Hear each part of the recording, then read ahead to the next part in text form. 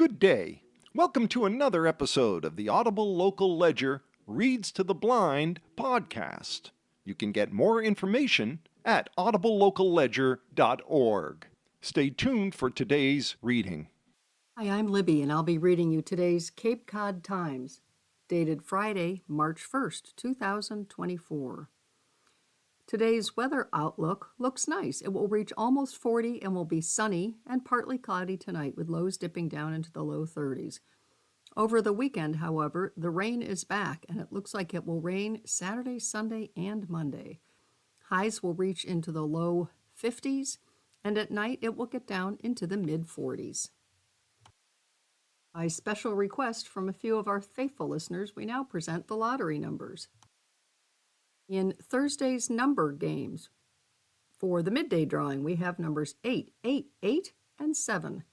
The evening drawing that day, numbers were 5, 9, 0, and 3. For Thursday's mass cash drawing, we have numbers 13, 19, 20, 21, and 28.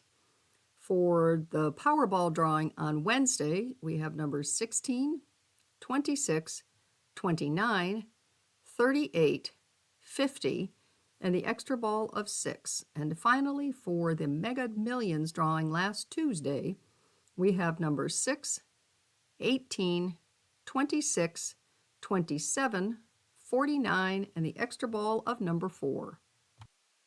The lead story on today's newspaper on page 1 is headlined, Women of the Year, Fighting to Ban Plastic Bottles One at a Time, by Rachel Devaney of the Cape Cod Times. Madhavi Venkatesan is one of USA Today's Women of the Year, a recognition of women who have significantly influenced their communities and across the country. You can meet all of this year's honorees at the USA Today website. Late last year, Madhavi Venkatesan was driving toward Boston from Cape Cod and saw a driver chuck a muffin out their vehicle's window. The muffin, she said, its wrapper still attached, lay squarely in the middle of the road. As the driver continued on their way, Venkatesan, founder and executive director of Sustainable Practices, an environmental action group, pulled over, scooped up the treat, and dropped it into a nearby trash bin. First of all, Venkatesan said during a January interview that the driver was littering. Second, the offender created a potential death instrument for an animal, which could have run into the highway to eat the muffin, she said. How we treat animals and the earth is eventually going to be the way we treat ourselves, said Venkatesan, a faculty member in the Department of Economics at Northeastern University.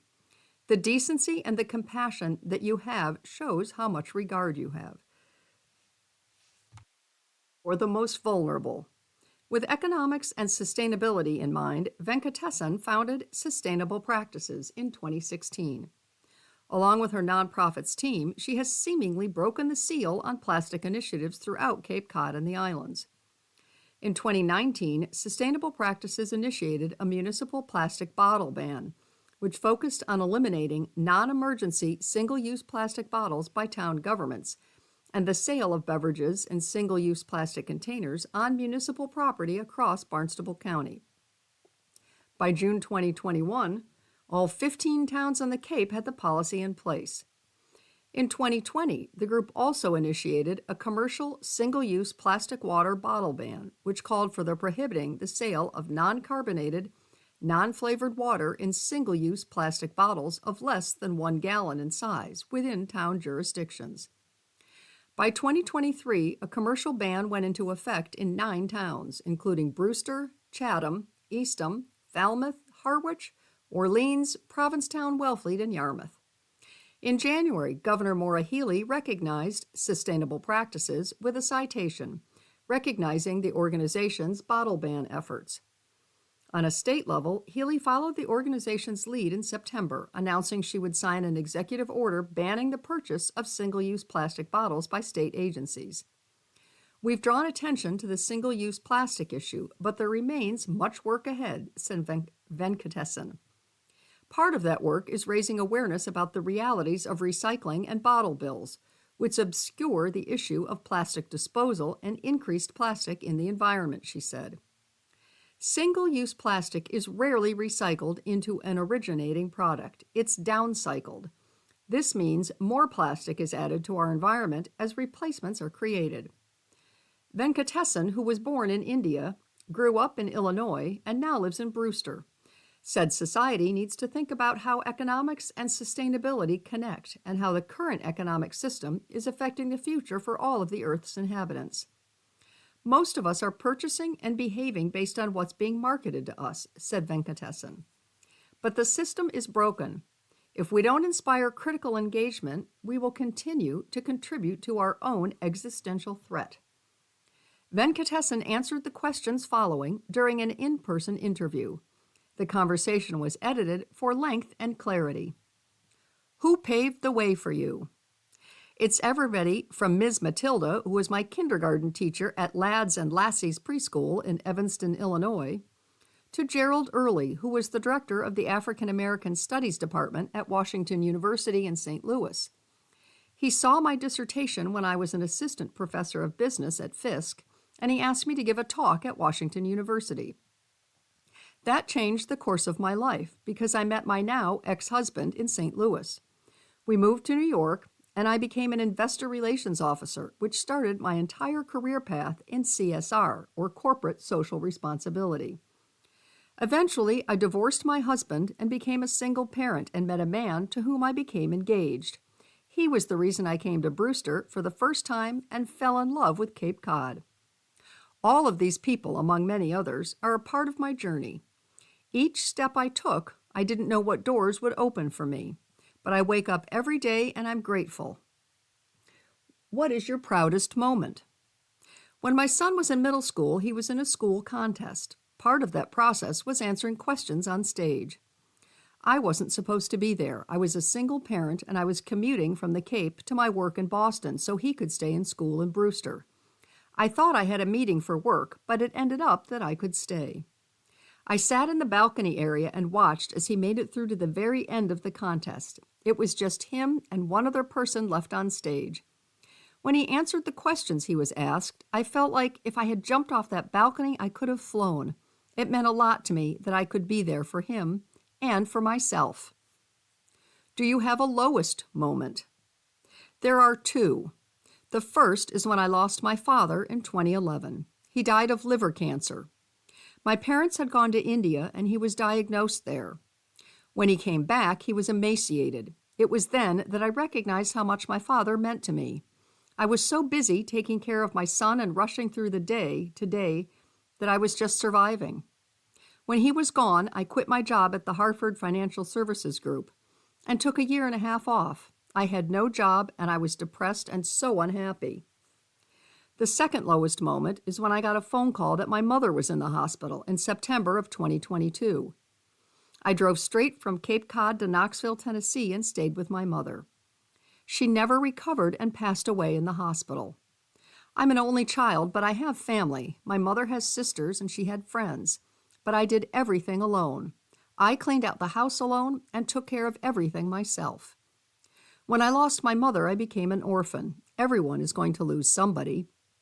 None of us are going to outlive this, but through my pain, I recognized that I needed to appreciate what I have when I have it. What is the definition of courage? Conviction, perseverance, resilience. No matter what happens to set you back, you have to be courageous to move forward because you believe in what you're doing. These 3 words are what I think of in relation to the nonprofit work that we do. It takes so much to maintain the status quo. Change is hard, primarily because most people don't want to have to make any changes. The ugly side of people can come out. Unfortunately, I have people say hurtful things to me in person and through social media about the work sustainable practice does. Despite that, we keep going. Is there a guiding principle or mantra you tell yourself? It changes every year, and it depends on the year and the desire and the focus of that time. When I was young, my life centered around a song. When I did my doctoral dissertation, my song was Natalie Merchant's song, Wonder. I played it over and over again so that I could get the work done. I was the wonder. Now, Ambrosia's You're the Only Woman is a love song to myself. Who do you look up to? No one. I look up to myself. Because why would I want to set my standards so low? When I give a rubric to my students and tell them what needs to be done, then that's all they're going to do. When you give a general assignment, you promote their creativity and they outshine what your expectations could ever be. I guess that's how I've chosen to live my life. I don't want to be like anybody but me. How do you overcome adversity? As we've organized plastic reduction initiatives, people have verbally and through social media attacked sustainable practices. But we've managed to form a cohesive group. No one from sustainable practices goes to any events by themselves. It's easier to attack an individual than it is to attack a group. Cohesion within our group helps us overcome adversity. If there's something that happens, I can go back and talk to them because they recognize and know what we're trying to accomplish. We have that commonality. On a personal level, everyone has a choice when bad things happen. You can be bitter or you can look at things another way. I chose not to be bitter a long time ago. What advice would you give your younger self? To remember that I'm going to die. When you're young, you feel like you have all the time in the world and you squander it. I realized that I would have a much more fulfilled existence if I recognized that my time is limited. I don't want to waste time worrying about what a person's opinion of me is. The greatest thing I can do is form an opinion of myself and hold on to that.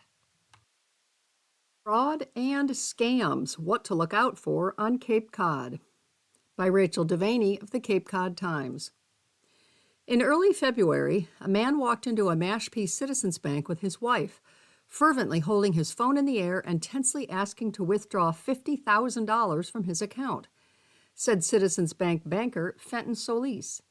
Solis discovered the couple was being targeted in a sophisticated financial scam, and the scammer was still on the line.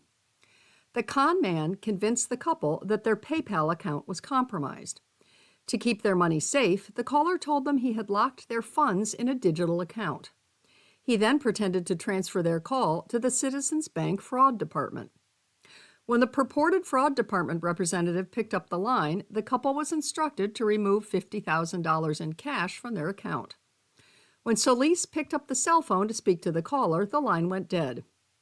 We see fraud all day long, but not quite as sophisticated as this scam was, said Solis. The way they lullabied this couple into the transaction was very clever. Scammers target seniors, but also people of all ages, and base swindles on fear and emotional triggers, he said.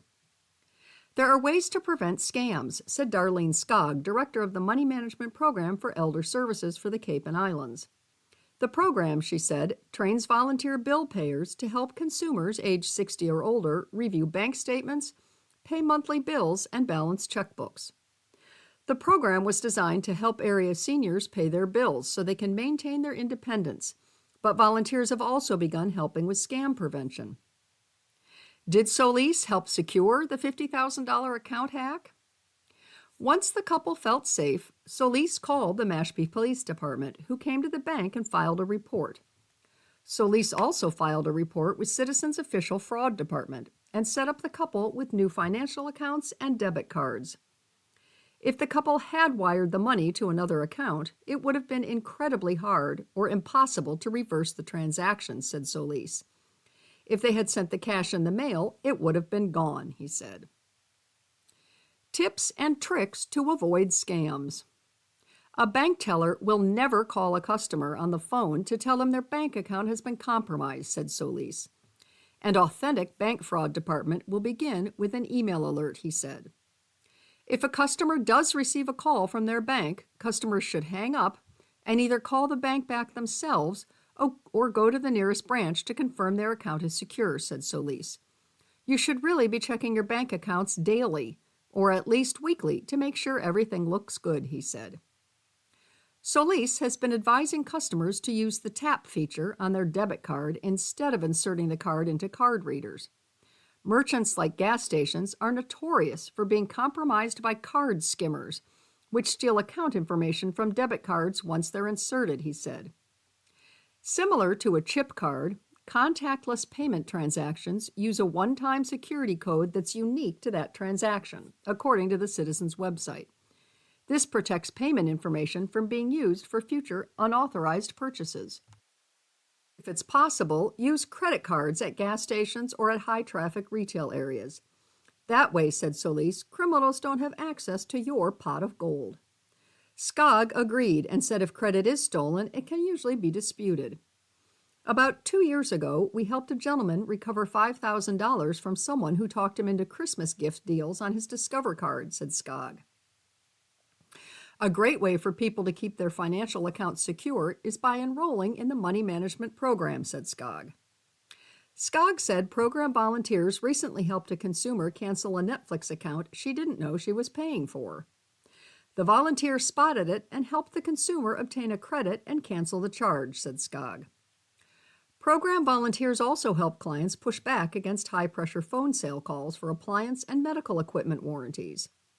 One woman who had recently recovered from a stroke was talked into purchasing a warranty over the phone that cost $200 a month. The volunteer helped cancel the warranty and get a full refund, said Skog. The number of scams throughout the Cape is skyrocketing. Romance scams and grandchild in jail scams are versions of the same thing, said Skog, and use emotion to prey on vulnerable people. Several men involved in the program have lost thousands of dollars to people who are pretending to be in a relationship with them. In other cases, scam callers will use personal information they find online and pretend to be a grandchild or a loved one of a senior in the community who needs to be bailed out from a local jail. They'll instruct the victim to send the bail in cash to an address which they associate with a police department or house of correction. The sad thing is that people feel embarrassed when they've realized they've been taken, she said. That stops them from seeking help from the police. Another scam, Skog said to look out for, is people pretending to be contractors or some kind of handyman, said Skog. Someone had a person knocking on their door telling them their house was on fire and they needed to check their chimney, said Skog. Our volunteers can help deal with those situations when they're present with the client. There was a lull in scams during the pandemic, and now things have worsened, said Skog. While the elderly are highly vulnerable, nobody is immune from a scam, said Skog. If it sounds too good to be true, it's a scam, she said. These scammers are gifted at what they do. Toppled trees from high winds cause Cape power outages, by Heather McCarran of the Cape Cod Times. More than 1,000 Eversource customers on Cape Cod lost power early Thursday as a storm blew through New England, primarily from the upper to mid-Cape. According to power outage numbers reported for Barnstable County, the height of outages, 1,512, occurred about 4 a.m. The two largest outages were in Falmouth and Hyannis, according to Eversource.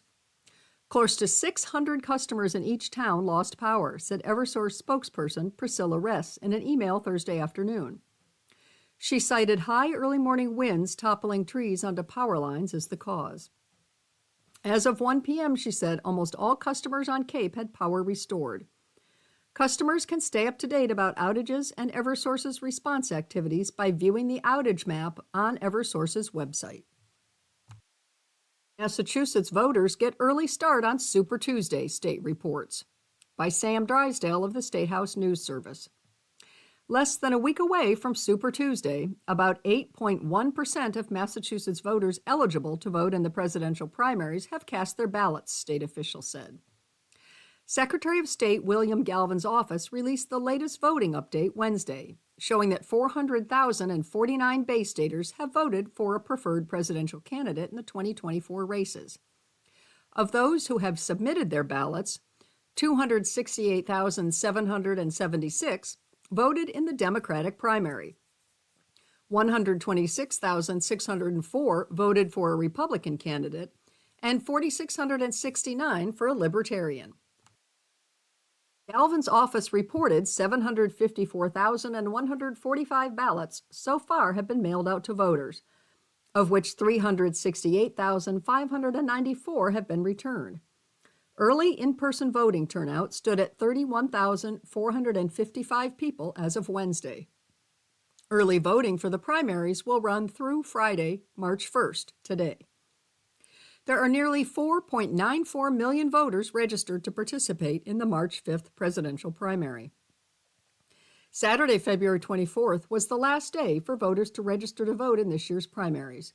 A push to allow voters to register and cast votes on Election Day again fell short in the legislature last session. New manager proposed for Trader Ed's in Hyannis after June firing, by Rachel Devaney of the Cape Cod Times. Dateline, Hyannis. Wayne Kirker, owner of Hyannis Marina and Trader Ed's restaurant, appeared in front of the Town of Barnstable Licensing Authority on Wednesday for approval of a change of restaurant manager from Jared Payne to Samuel Hicks. Trader Ed's former manager, John C. Shea, was fired in June after a video of him appearing to verbally accost a black man on Main Street in Hyannis went viral.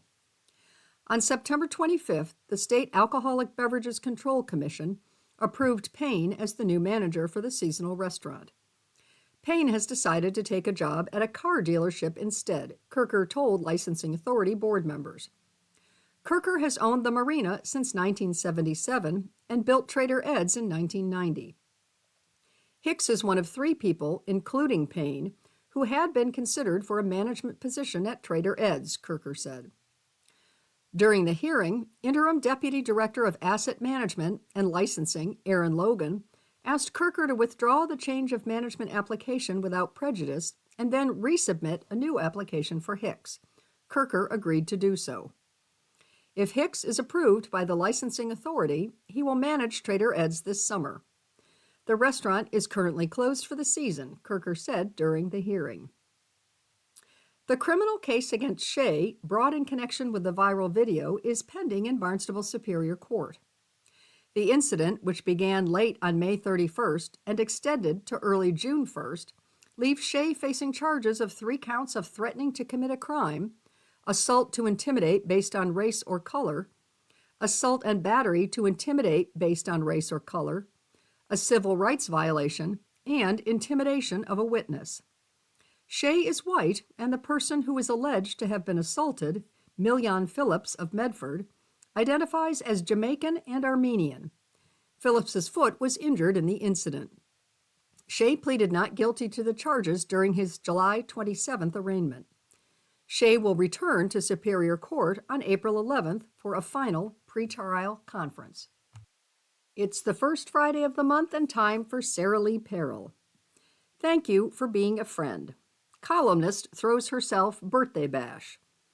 I have the happiest story to tell you about. One morning before my recent birthday, I was lying in bed thinking it will just be another day. Nothing special will happen. Then I thought, you could invite a few friends over and make it special, you know. So I emailed a couple of pals who were happy to come. Now, you all know me, so you won't be surprised that I skyrocketed into insanity. When 35 friends said yes to my invitation, I nixed the idea of a gathering at my home and arranged to have the party at Nonno Pizza, Cucina and Bar on Main Street in Hyannis. My pal Ann Condon said, I'll be in charge of balloons. Kathleen Kilmartin said, I'll be in charge of flowers. Sheila Gary said, I'll come early and help. Dolores DeLuce said, I'll put up the decorations. I called Donna Hammers, who joyfully agreed to favor us with her amazing voice and keyboard. I ordered corsages of yellow roses from Paramount Floral Designs. I made gift bags filled with mini Sara Lee cakes, bubble blowers, slinkies, silly putty, Play-Doh, cookies, chocolates, and balls of slime, of course. And so, on my birthday, February 9th, Nonno's rocked.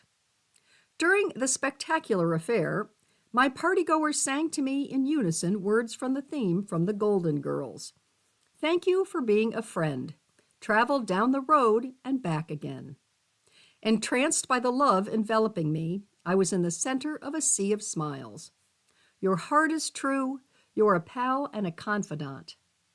Each love of mine had a look that said, I can tell you anything. You will be my friend for the rest of my life. I'm not ashamed to say, I hope it always will stay this way. Can you imagine how it felt to receive this outpouring of affection? Feeling so emotional, I couldn't say one word. though eventually I did. You'll see in a minute. Donna had us up from our chairs, singing, dancing, and blowing bubbles as my dear ones sang, "My hat is off, won't you stand up and take a bow?" I did, of course, while blowing kisses around the room. We had pizza, an antipasto, and a gigantic cake that had, "It's Sara Lee's birthday" on the top. I had asked our favorite Cape Cod Times columnist, Larry Brown, to grace us with a toast. I said, "Please don't make the toast to me. I'd rather it be to my friends." So Larry spoke from his heart. What we're doing today is all about friendship and Sara Lee. He said, "I can't think of anybody I'd rather have in my corner." Looking at the size of this crowd here today proves my point. We are all here to celebrate Sara Lee, our love for her, and our love for each other. I couldn't help but cry. He said, "Thousands of people reading her column feel like she's a friend too." Larry's right, you know. When I write, I'm talking to you, my faithful reader. Larry had everyone entranced as he said the word beloved is the right word to use. In 1630, a preacher in Plymouth said in his sermon, "To love and to live beloved is the soul's paradise on earth and in heaven." He raised his glass to me, to someone who loves very, very well. Through joyous applause, I heard "Amen" from all corners of the party room. But then I heard that dreaded word, speech. My dress was caught as I tried to stand up. 4 friends helped me. "Here I am at age 73, I said, "needing all of your support." I heard, "That's the way to go," Larry said. "That's what you do for us." Maria Duluth said, "We got you, girl." Others rang out, "Go, Sara Lee." With that kind of encouragement, who couldn't make a speech? "Boy," I stammered, "for a person who's supposed to be good with words, I'm completely at a loss." While everyone cheered me onward, someone called out, "Don't tell us you're speechless, Sara Lee." I wasn't brave, I was scared. But damn was I determined to get a message across. I fumbled through every word. Today is not about celebrating my birthday. I saw faces filled with curiosity at that, and compassionate understanding. As you might know, the past 2 years have been hard for me and my sweet husband, Bob. With my friends there, I saw memories of tear-stained nights, some joyous moments, and years of shared truths. Today, I avowed to my cherished ones, is about celebrating you. I said, "To every single person with me today, I could not make it without you. I am blessed to have you in my life. You are my life. Every one of you has made a difference for me." With unexplainable calm, I said, "To each of you, I say thank you." And with more tears, "With all of my heart." I then took my seat. Everyone stood and cheered. Applause filled the room as I heard, "Way to go, Sara Lee," and "Woohoo!" and a heart-rendering, "We feel the same." As Donna played her keyboard, my forevermore chorus of people I love sang to me. And if you threw a party and invited everyone you knew, well, you would see the biggest gift would be from me. And the card attached would say, "Thank you for being a friend." Award-winning columnist Sara Lee Perrell lives in Marston's Mills. Her column runs the first Friday of each month. We've reached the halfway point of our program, and regular listeners are aware that at this stage of our broadcast, we move to the obituaries.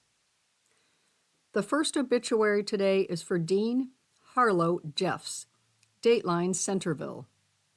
Dean Denny Harlow Jeffs of Centerville died unexpectedly on December 4th, 2023. Denny served his country honorably in Vietnam, and we thank him for that service. A military service will be held in his honor on April 26th at 1:45 p.m. at the Massachusetts National Cemetery in Bourne. Many local residents knew him as the Dowses Beach gate attendant, a job he truly enjoyed for the relationship he developed with community members. Gerald Grant, dateline Pocasset. Gerald Vaughn Grant, Jr., age 86, of Bourne, passed away on January 28th with his wife Cheryl at his side. Gerald, better known as Jerry, was born to the late Gerald and Grace Turner Grant on June 17, 1937, in Waterville, Maine. Jerry graduated from Roxbury Memorial High School in 1956. He then served in the U.S. Navy from 1958 to 1962, and we thank him for that service. After working a few years, Jerry relocated to Richmond, Virginia, where he earned a business degree from Virginia Commonwealth University in June 1970. He also earned a teaching degree from VCU in August 1994. Throughout his entire life, Jerry loved working on and restoring antique cars. While living in Bourne, Jerry was an active member of St. John the Evangelist Catholic Church and was an altar server for a number of years. Jerry is survived by his wife, Cheryl Grant, his son Matthew, and his stepdaughter, Kate. Services will be at St. John the Evangelist in Pocasset on Wednesday, March 6th at 10 a.m., with burial at the Massachusetts National Cemetery at 11:30 a.m. In lieu of flowers, please make a donation to St. John the Evangelist. Arrangements by the Nickerson-Bourne Funeral Home on MacArthur Boulevard in Bourne. Moving to the Ask Carolyn column, it's headlined today, Mother-in-Law Sees World Through Lens of Her Rigid Diet. Dear Carolyn, I've always found my in-laws stressful, particularly my mother-in-law. She is consistently negative, follows an extremely rigid diet, and is critical about everything we eat if it doesn't fit her diet. My husband and I have been doing IVF, part of a grueling multi-year saga. He shared this with his parents, and next time we saw them, I got an interrogation, including her proclamation and diagnosis that my infertility could be due to my normal, non-rigid diet. She was extra critical of everything she saw me eating after that. I kept my mouth shut because I've been conditioned to make nice with them. My husband frequently says his parents think I don't like them. Trust me, I try my hardest, and they are very sensitive. But my husband did not understand my frustration at all, which surprised me. She means well, what's the big deal? Just ignore her. This came up again, so I asked him to let his mom know not to speak to me about my diet, but he thinks that's stepping in for me inappropriately. The idea of being that vulnerable with her after what happened is abhorrent to me. I also think it would be a huge mistake, given her extreme sensitivity and conviction that I don't like them based on not visiting enough. I imagine speaking to his parents even less will cause problems too. I can't imagine eating in front of them again. What to do? Signed, Anonymous. Dear Anonymous, it's based on your not liking them. Well, her. Feel any better after reading that? I felt unburdened just typing it. Your mother-in-law has astonishing boundary problems and, I suspect, more than a touch of an eating disorder. And you're in a raw place with infertility treatments, all complicating your in-law encounters. But the baseline problem still is that you dislike your mother-in-law and don't feel empowered to live that honestly, not even in the privacy of your marriage. It's a boot on your chest. And your husband couldn't fix it by telling Mama to back off, but he did clear your path to step in for yourself appropriately. You'll have no peace until your relationship with your mother-in-law is honest. That means standing up for yourself when you'd rather not. Poking at sensitivities you don't want to inflame, just as you feel maximally strung out. But it's either that or the fake smiles and food harassment status quo, which doesn't sound sustainable. 2 plans to choose from when you're ready. Superficial Plan A, or go for it, Plan B. Plan A, she criticizes your diet. You immediately, I know you care, but this is stressful. I won't discuss my diet. She reacts. You respond, please respect my wishes. She pushes. You say, excuse me, I have to go work my spindle or sing with woodland creatures, and then leave. Plan B. You tell your mother-in-law, I must seem standoffish, and I'm sorry for that, but here's why. I don't like to analyze what I eat. Diet is obviously important to you, so I've tried to meet you halfway, but I'm afraid my discomfort shows. In fact, especially now, I would deeply appreciate not talking about my body. Deal? If she doesn't cooperate, then use A, which is all you, no one's cooperation required. Either way, once you've drawn your line, next topic. Runners at the Ready, Hyannis Marathon returns to Irish Village by Frankie Rowley of the Cape Cod Times. Marathoners, lace up those shoes and head down to Hyannis for the Hyannis Marathon that sets off from the Cape Cod Irish Village at the Emerald Resort at 10 a.m. on Sunday, March 3rd. Since the 1970s, the Hyannis Marathon has looped the area's beautiful beaches and through the famed Cape Cod Village and neighboring villages. A Boston Marathon qualifier, the marathon attracts runners from across the state and beyond, eager to earn a spot in the coveted race. For many years, it was a staple Boston Marathon qualifier. Paul Collier, race director for the Hyannis Marathon, said, "It was actually, for a very long time, the last qualifier in New England because it was the last Sunday in February. The Boston Athletic Association usually waited to see who qualified in Hyannis before they closed out, if they closed out." Alongside the marathon, 3 other races, the half marathon, 10K, and marathon relay race, will also set off at 10 a.m. from the Cape Cod Irish Village at the Emerald Resort, which is having a deal for marathon weekend of $129 a night with code RUN24.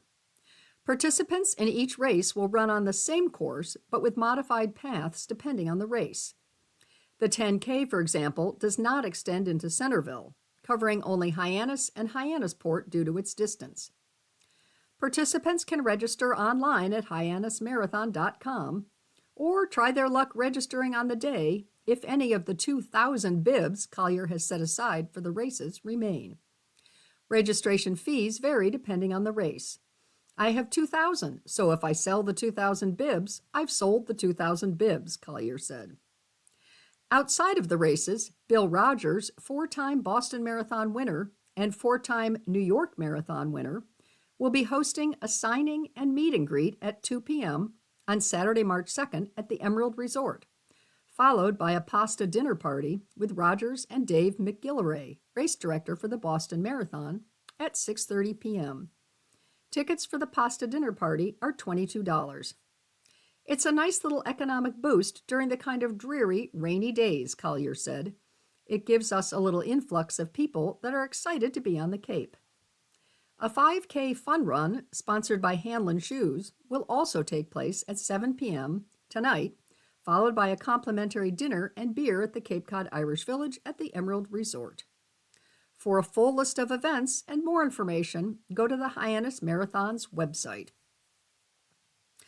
What's on Cape Cod this week? Women pirates at the Osterville Village Library. Our nautical history tells us of the swashbuckling pirates who roamed the seas in search of fortunes, but did they ever mention some of them were women? Jessica Shepard from the Wida Pirate Museum returns to the Osterville Village Library for a lecture about some of history's most famous female pirates, such as Anne Bonny, Mary Read, and Lagertha, at 11 a.m. on Saturday, March 2nd. The talk is free to attend, but participants are asked to register in advance by contacting Amy Wolfe or calling the library. Mardi Gras Jazz Brunch at Wellfleet Preservation Hall. While Mardi Gras takes place at the start of February, who said the party can't run until March? The Wellfleet Preservation Hall is hosting a Mardi Gras-style jazz brunch fundraiser at 11 a.m. Sunday, March 10th at the hall, featuring the Brad Conant Collective and performances from Sue Goldberg, Ken Field, and Matthew Hutchinson. Brunch, booze, and king cake. Tickets are $50 per person and can be purchased online at the Wellfleet Preservation Hall's website. Rainbows on the Wing, a dragonfly lecture at Cape Cod Museum of Natural History. You may have seen dragonflies buzzing around your whole life, admiring the intricate patterns on their wings or their graceful flights. But have you ever wondered how the beautiful insects came to be, and why they're an important part of our ecosystem? As part of its Gardening for Life speaker series, the Cape Cod Museum of Natural History hosts Blake Dinius, entomologist and educator at Plymouth County Extension, for Rainbows on the Wing, Creating Landscapes for Dragonflies. In his lecture, Dinius will go over what makes a dragonfly, from how they've evolved as a species to how we can create a better home for these insects. The lecture begins at 1 p.m. on Sunday, March 3rd. Tickets are $20 for non-members and $18 for members. To purchase tickets and for more information, go to the Cape Cod Museum of Natural History's website. Auditions for Nuts at the Barnstable Comedy Club. The Barnstable Comedy Club is hosting auditions for its upcoming production of Nuts on Thursday, February 29th, which was yesterday, obviously, today, March 1st, and tomorrow, Saturday, March 2nd. They're looking to cast 9 roles, 6 male and 3 female, with auditions open to men and women ages 25 to 65. Actors are asked to read from the script available for pickup at the Sturgis Library and Hyannis Public Library for their audition. A full list of roles and descriptions can be found on the website of the Barnstable Comedy Club. Auditions begin 6 p.m. That was last night, today, and tomorrow at 4 p.m. and will be held at the Barnstable Comedy Club on Main Street in Barnstable Village. The production is scheduled to run from May 2nd to 19th. St. Patrick's Day Parade. What to Know About Cape Cod's Celebration by Frankie Rowley of the Cape Cod Times. The Cape Cod St. Patrick's Day Parade returns to Yarmouth on March 9th, hopefully with clearer skies. Last year, it rained. In preparation for the big event, Des Keogh, chairman of the Cape Cod St. Patrick's Day Parade Committee, talked about everything you need to know about this year's 19th annual parade. This year's theme is myth and music, with a fitting grand marshal, the Wolf Tones. The famous Irish band will be leading the parade prior to their show in Boston later that evening, as part of their farewell tour. The band, celebrating 60 years together, has announced plans to retire in 2025. They're really friendly and outgoing guys, Keogh said. They're just great. Last year, even in the pouring rain, they got out and walked in the parade. Why is the Cape Cod St. Patrick's Day Parade a week early? The original Cape Cod St. Patrick's Day Parade took off from West Dennis in 2005. The parade was a dream of Thomas McCann's, founder of Barnstable's chapter of the Ancient Order of Hibernians, but he died before the parade could come to fruition, according to Keogh. 19 years ago, close to 20 years ago now, the committee got together to have his dream become a reality, Keogh said. They started a tiny little parade committee group, and it just grew and grew and grew. Initially, the committee decided to host the parade a few weeks early in order to secure talent for the festivities, since many were booked out for the holiday. But as the parade grew in popularity, groups started coming to them, and they settled on their now annual date. Right now, it's an ideal situation, Keogh said. The week before St. Patrick's Day is great. How many people are expected at this year's parade? During a good year, Keogh said he expects anywhere from 40,000 to 50,000 people, noting that the parade has become the third largest in New England after Boston and Holyoke. It's generational, Keogh said about the crowd at the parade. You've got grandparents and grandkids all together as a family unit. Generations of them all together join us. It's fantastic. Even in the rain, the crowds still show up. During last year's festivities, the rain might have poured down on the parade, but the crowd didn't let it dampen their spirits. We thought it was going to be pretty empty, Keogh said.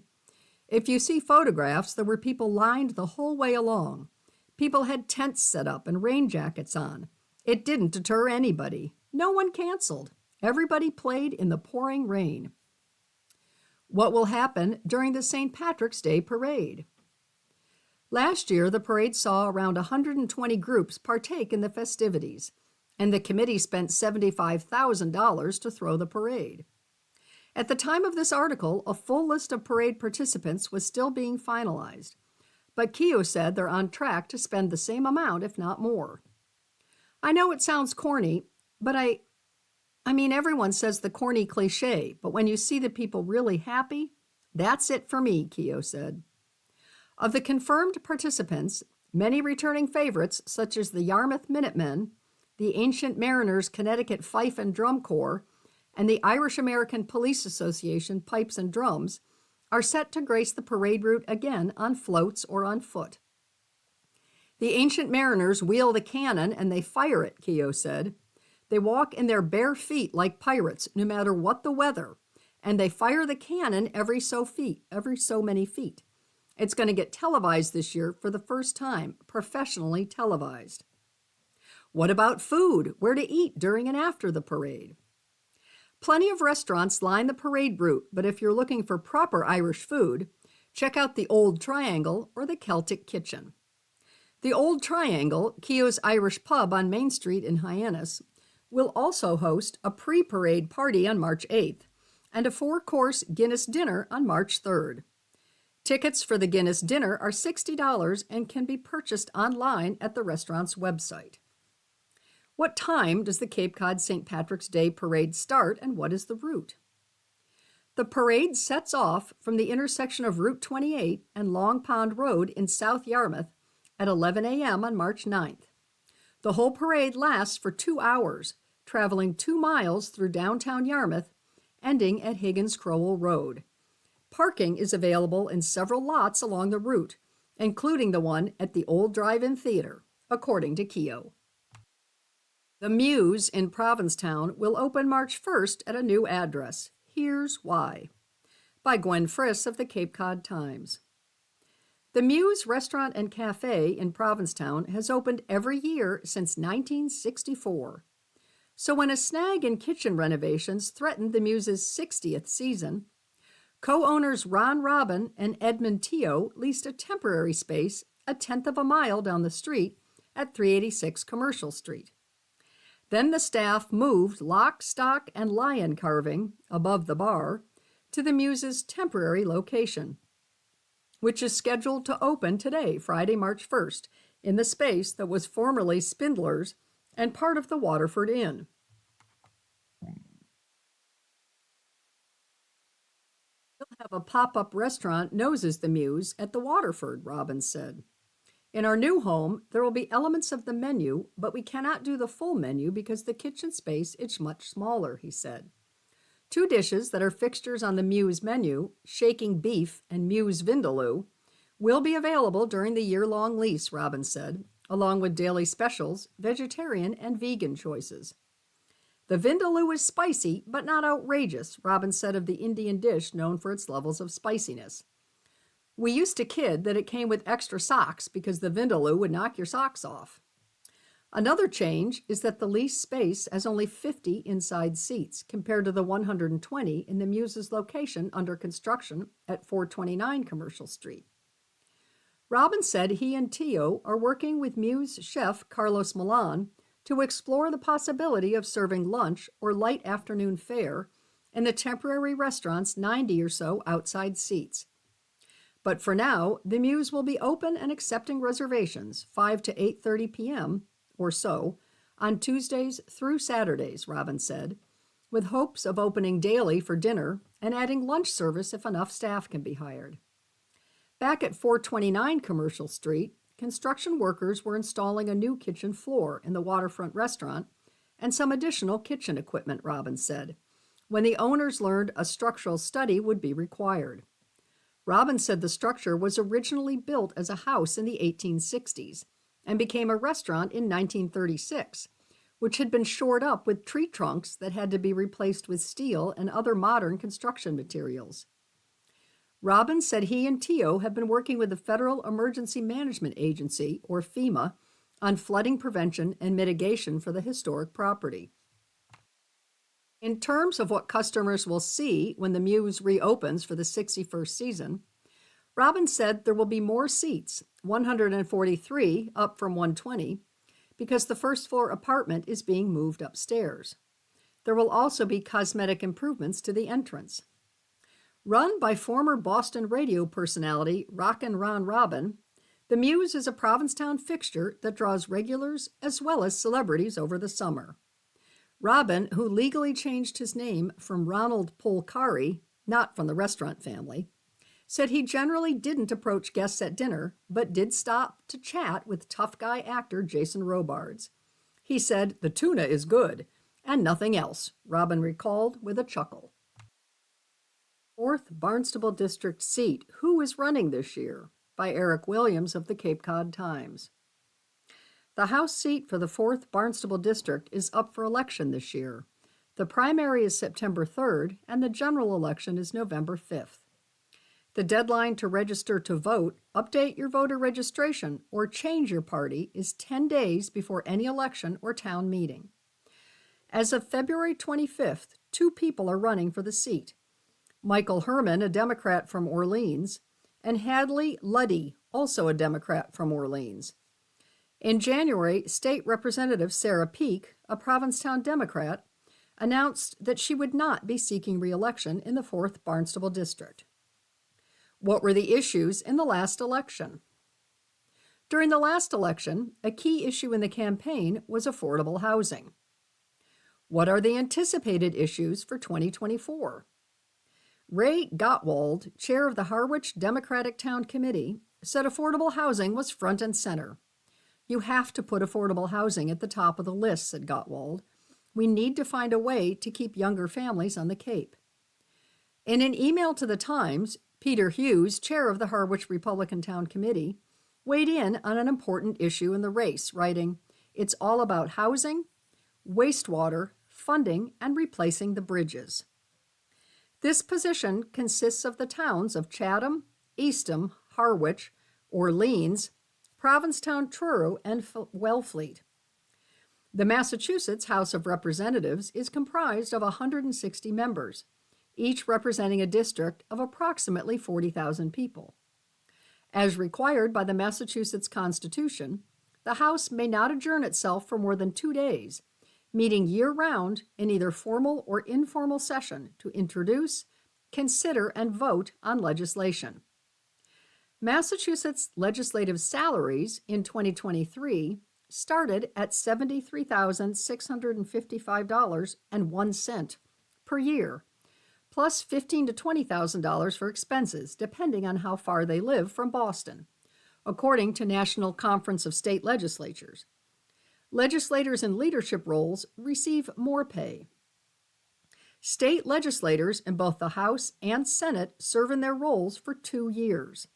All seats are up for election in years that end with an even number. Peake, the current office holder, announced she would not be seeking re-election. Both Herman and Luddy have said they plan to run for her seat. Herman is chair of the Orleans Select Board. He mentioned his support of the issue of housing after his election in 2021 to the Select Board. Luddy is CEO of the nonprofit Homeless Prevention Council in Orleans. Campaign finance records from the Massachusetts Office of Campaign and Political Finance as of February 28th show that Michael Herman has provided a $1,000 candidate loan to open a campaign account. No finance information regarding campaign finances was associated with the candidacy of Hadley Luddy as of February 28th. DOT aims to help airline passengers with disabilities, by Josh Rivera of USA Today. Transportation Secretary Pete Buttigieg unveiled a new proposal Thursday aimed at improving air travel for passengers with disabilities. Under the proposed rule set forth by the Department of Transportation, airlines would be mandated to adhere to stringent standards guaranteeing prompt and dignified assistance for passengers with disabilities. Enhanced training protocols for airline staff and their contractors, coupled with specified actions to safeguard passengers and their wheelchairs during transport, aim to underscore the DOT's commitment to safety and accessibility. It's an important part of how we change the way that airlines operate and change the way that travelers with disabilities can move around the country and around the world, Buttigieg said during a call with media. This news complements a range of actions by the Biden-Harris administration to make transportation more accessible, including launching the first Bill of Rights for airline passengers with disabilities and publishing a final rule that will increase the size and accessibility of airplane bathrooms. The proposed rule would cover wheelchairs and assistive devices as defined by the DOT, such as crutches, canes, walkers, prosthetics, and hearing aids, among others. During USA Today's year-long series highlighting the people behind airline damage to wheelchairs, over 30 respondents said some version of the phrase, "breaking my wheelchair is like breaking my legs." What does the proposed rule do? Penalties for mishandling wheelchairs and other assistive devices. The proposal would make those mishandlings an automatic violation of the Air Carrier Access Act, allowing DOT to more easily penalize airlines and hold them accountable when a passenger's mobility device is damaged. It would also require airlines to promptly repair or replace damaged wheelchairs and provide a loaner. Safe assistance. The rule would require enhanced airline employee and airline contractor training that includes hands-on training for those with physically assist passengers with mobility disabilities or handling passengers' wheelchairs. This includes the prompt return of a delayed wheelchair to the passenger's final destination within 24 hours. Improved standards on planes. The rule proposes improved performance standards for onboard wheelchairs on twin-aisle aircraft and small aircraft, and notifications about loading and unloading a wheelchair. This is about making sure that both the physical safety of passengers and the physical condition of mobility devices are contemplated and dignified, Buttigieg added.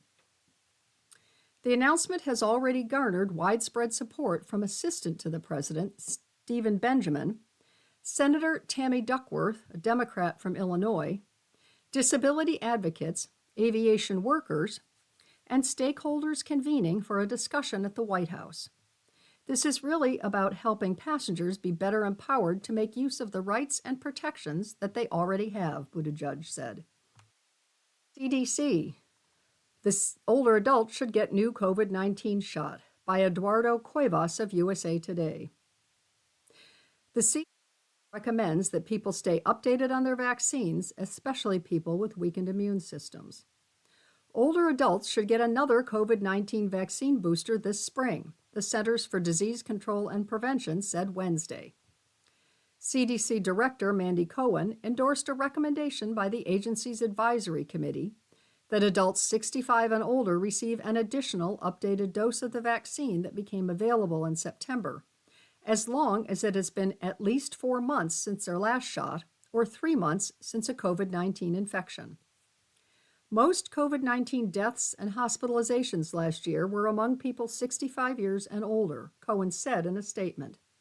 An additional vaccine dose can provide added protection that may have decreased over time for those at highest risk.